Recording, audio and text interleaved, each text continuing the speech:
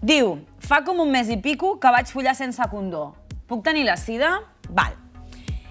Si vas follar sense condó, podria ser que haguessis estat en contacte amb el virus que pot provocar la malaltia de la sida en cas de no rebre tractament. I també podria ser que estigués en contacte amb altres infeccions de transmissió sexual. Per tant, jo et diria que hauries de demanar hora al CAP o al Centre Jove Anticoncepció perquè et fessin les proves de les infeccions de transmissió sexual.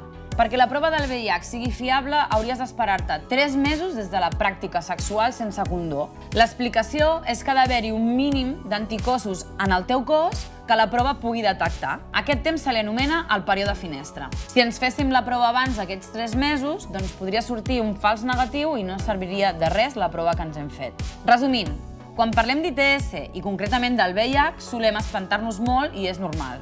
Així que el millor és anar-se a fer les proves. Si t'és difícil anar-hi sol o sola, doncs demana que algú t'acompanyi.